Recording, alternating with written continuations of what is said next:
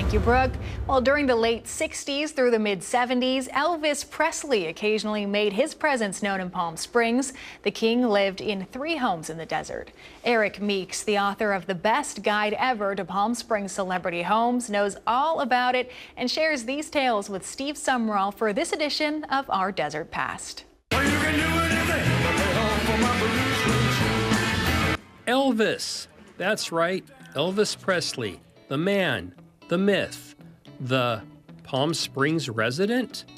Well, yeah, the Lord of Graceland has honored our valley with his presence on several occasions. On your left, the Elvis Presley house. This residence on Camino Norte West was the first place that Elvis would call home. He rented this 1947 3-bedroom, 4-bathroom house with a pool years before he would rent the now famous Honeymoon Hideaway. Over the years, many fun stories have been told by Palm Springs residents who have crossed paths with the king, like this anecdote that was shared by the late Kay Ballard in her memoirs. She was going downtown Palm Springs and kind of gawking at it, window down, looking at it. And supposedly Elvis pulled up in the car behind her and goes, "I know you, Kay Ballard." Like that. It's this house built by famed architect Robert Alexander in 1960 for his wife Helene that the king is most associated with. Elvis and Priscilla were to have been married here on May 1st, 1967, if not for the efforts of one very nosy neighbor. Her name was Rona Barrett, and during the late 60s, she was known as Hollywood's premier gossip columnist. She got wind through the bell caps out at the Palm Springs airport that family of Elvis was in town, and therefore, as more and more of them started to show up, she correctly deduced that there was going to be a big affair. And Elvis and Priscilla, instead of getting married at the house here in Palm Springs, climbed over a short back fence and went to a waiting limousine that was provided by Frank's. Well, I don't know if Frank provided the limousine, but the airplane to go to Vegas, Frank did.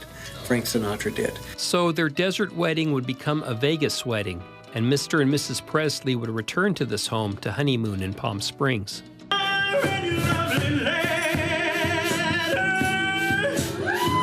That celebration would be extended over several decades, as Elvis fans from around the world would return to this house again and again to pay tribute to the king and his music.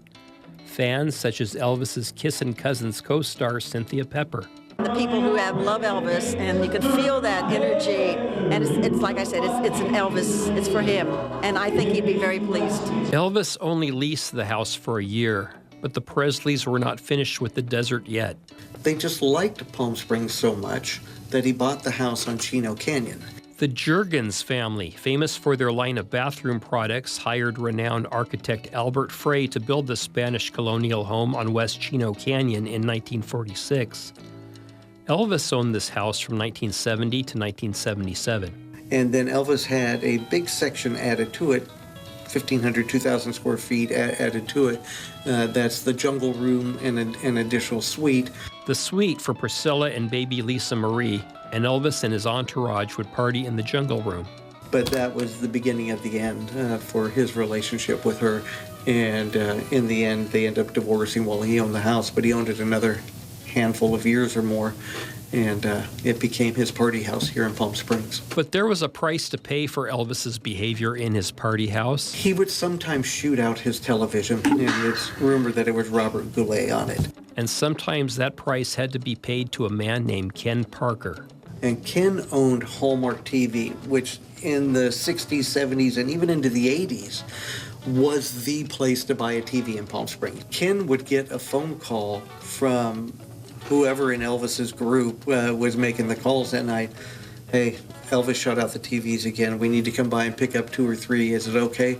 And Ken would go down to his shop at 2 or 3 or 4 in the morning and open it up. And Elvis would show up with a couple of carloads of guys and pick out the TV, load it onto Ken's truck, and Ken would go up to the Elvis's home on Chino Canyon and install the TVs and then go back home. Well, that's showbiz. For Our Desert Past, Steve Sumrall, NBC Palm Springs, News First.